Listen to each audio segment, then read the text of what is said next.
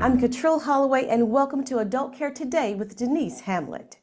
Today, Denise will answer important questions, caring about your elderly loved one, finding the right place for your elderly loved one, and what you should consider for yourself in the future about your care. Now, if you have a question, be sure to put it in the comments, chat back, and we will reply. Now, Denise Hamlett is a registered nurse with over 20 years of experience, and she is the founder of Helping Hands Adult Care in Roxborough, North Carolina. So we thank you for joining us today. So Denise, a question for you. In a nutshell, what are the top challenges family caregivers face? Well, one of the top challenges family face is that burnout. Taking care of the family at home, it can be very stressful. So they want to find a reliable, dependable place for their loved ones to go to care for their loved ones, where they can be at peace of mind. So that's the number one challenge. And also, too, taking care of your loved one at home, they have to rearrange their schedule, may have to find somebody to come into their home or have to deviate from their work schedule. And I know that's stressful a lot of times for family members as well. Can you just share with us about 2 to 3 critical red flags that people can be looking for, just so they can indicate when it is time for a loved one to get more support outside of family that they can easily provide? Yes, one red flag is that, if you, especially with an elderly family member that may be going through short-term memory loss. Hmm. A person that going through short-term memory loss is a sign of dementia. And you really don't want to leave that loved one at home for long periods of time by themselves, because they can start wandering or taking medications that at the wrong time, to that nature. Also, too, a red flag is that, they just still feel like they're withdrawn. They stop eating, especially if they're living alone. Some elderly patients or elderly family members still live by themselves, and they losing weight because they lack that socialization. So that's two main things to look for. And then also, too, if they're just feel like they're withdrawn, they're not talking, they're not going out as much as they used to be, or they're just sitting around, look like they are feeling down and depressed.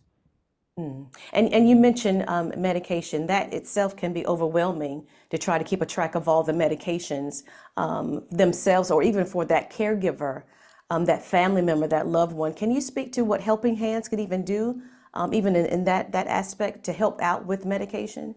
Sure. At Helping Hands, we have 24 hours, 7 days a week, trained staff that will assist with medications. They won't have to worry about giving out their own medications. The family members, we don't have to worry about that. I have a on-site pharmacy that delivers all the medications. I myself will go over the medication list upon admission to make sure the family member are taking the correct medications. And sometimes they could be over medicated, and family members really don't know. When you take one medication, sometimes it counter interact with another medication. And so I'm well trained and know the side effects of that. And I can talk one-on-one with the doctor to see if, hey, maybe they need to come off some of this medication, and which medication can stop and maybe need to retrial or change it to something else.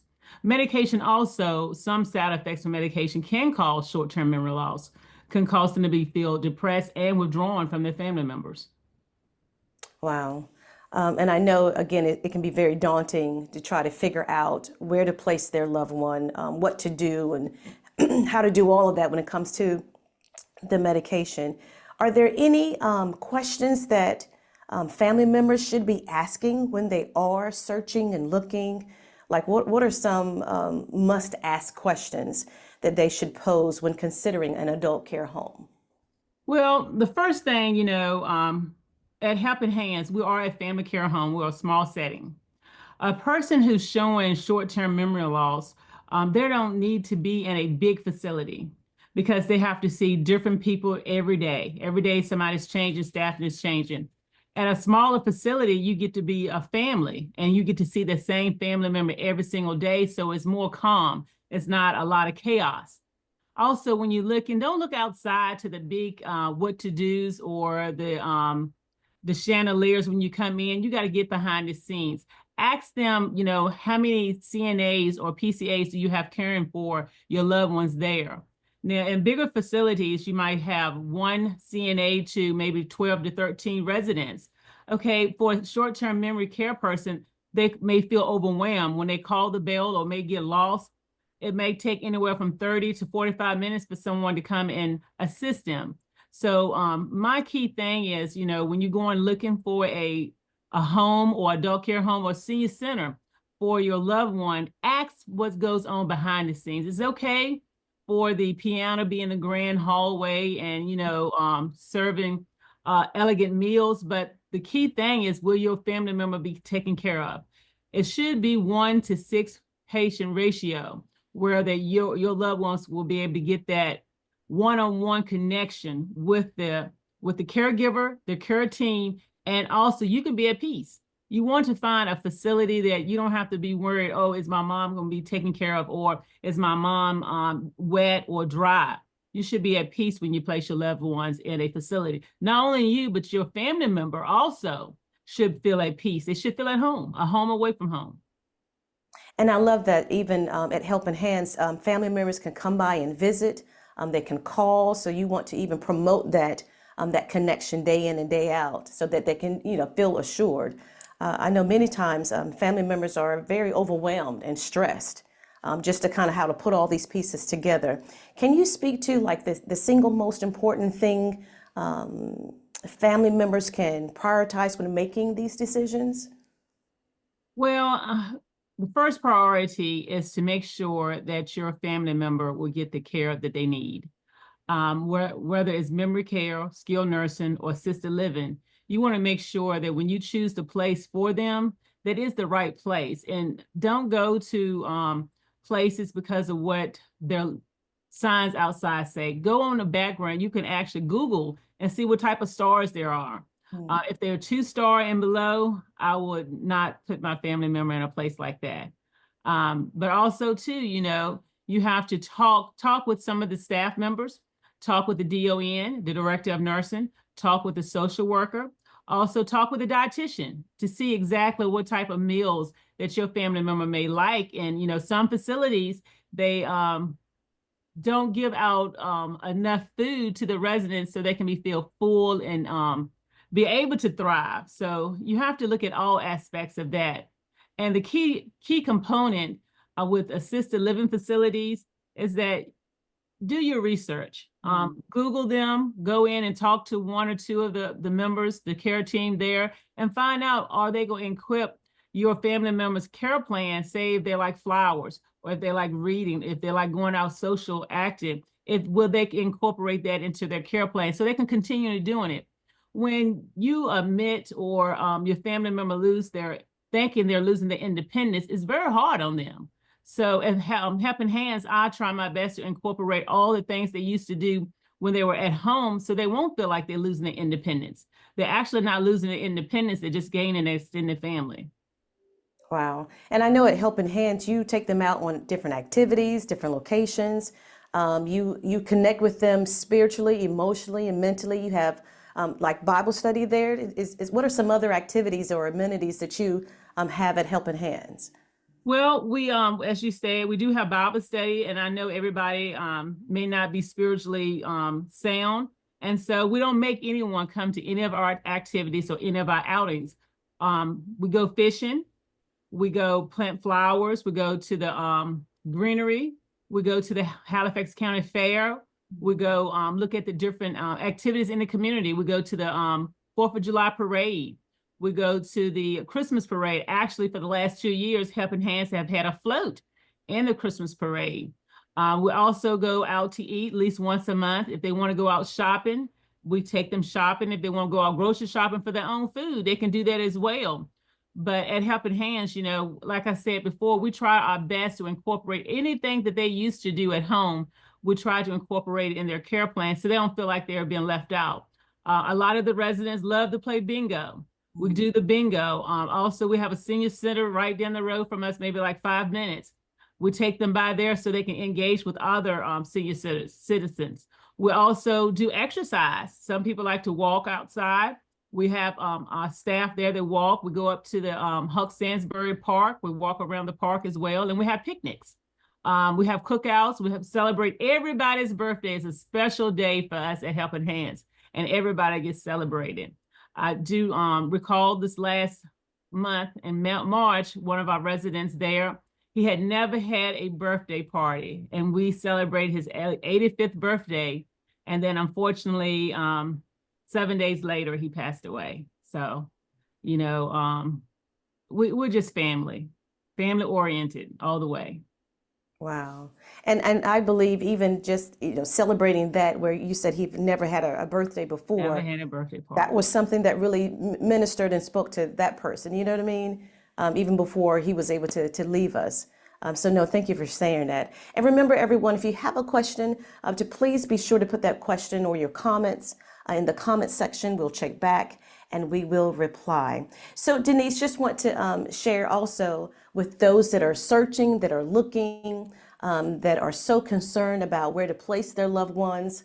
Will they be, tended to? Again, your facility is 24/7. Can you speak to that as well? Yes, at Helping Hands, you rest assured your family members will be taken care of. We have 24 hours, 7 days a week staff. You are welcome to come by at any time. We serve breakfast at 7 o'clock. We ask that, if you are coming by to see them, to wait at least until breakfast time so they can be up. They come, they live at Helping Hands. You can come all the way up until 10 o'clock at night or later if you choose to. But the residence is home. They can come there and be at peace. We have no time limit or when they get up, no time limit for them to go back to bed. Some like to take naps during the day. That's fine. I mean, because it's their home.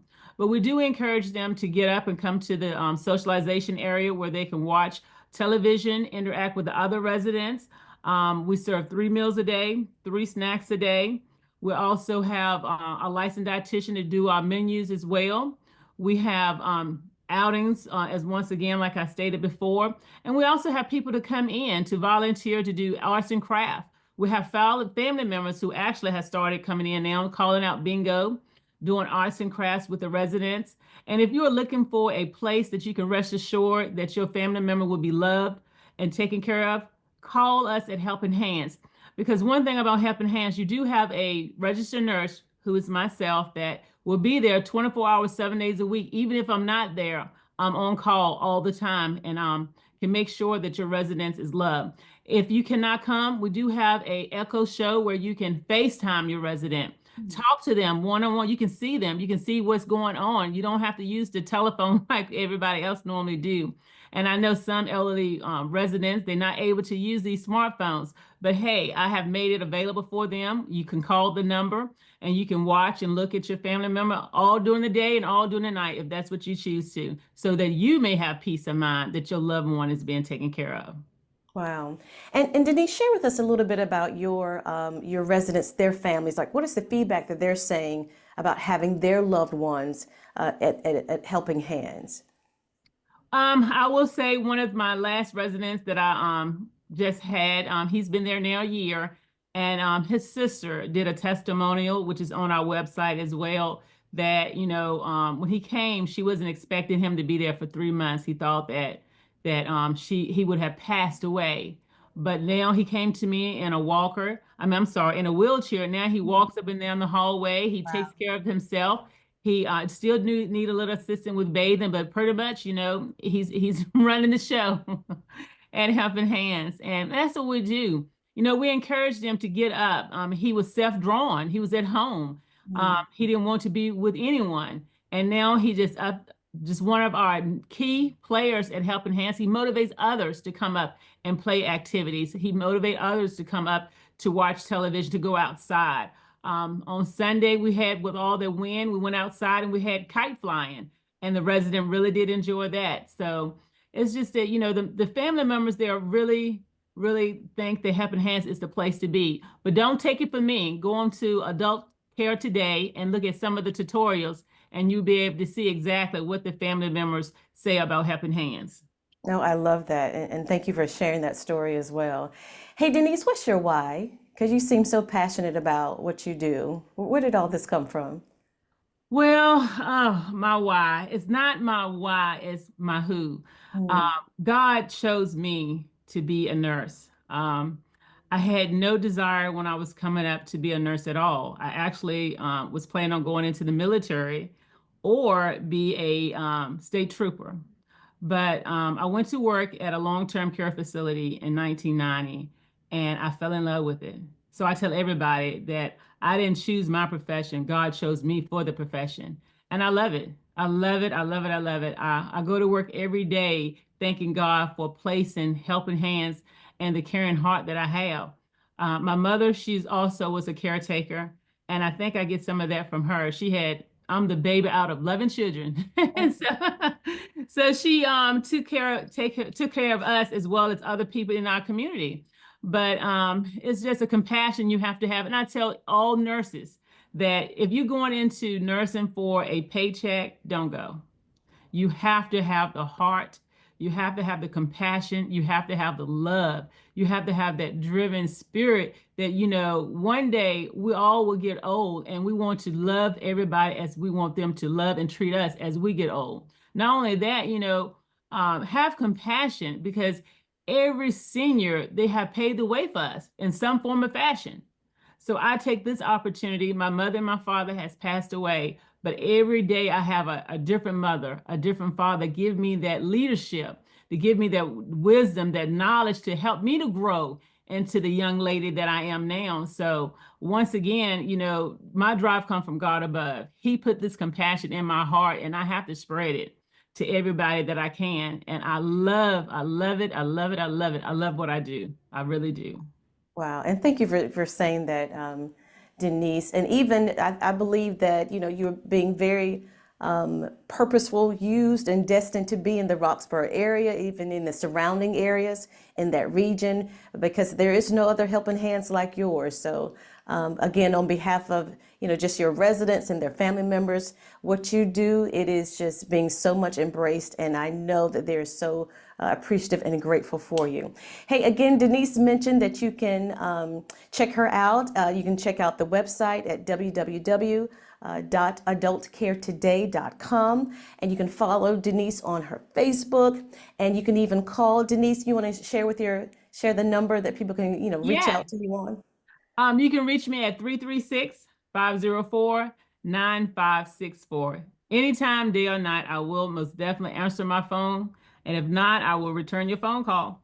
I love it. And even come by for a tour as well, right? Exactly. Anytime, if you want to come by for a tour, you don't have to have an appointment. You can drop by our facility, which is 3067 Chubb Lake Road, Roxborough, North Carolina. Or if you want to set an appointment, you can give me a call, 336-504-9564. Thank you, everyone, for joining us here at Adult Care Today. Again, you can follow Denise on her social media as well, on LinkedIn. She's on Facebook, Instagram, and YouTube on Adult Care Today. Thank you for joining us, and we'll see you next time.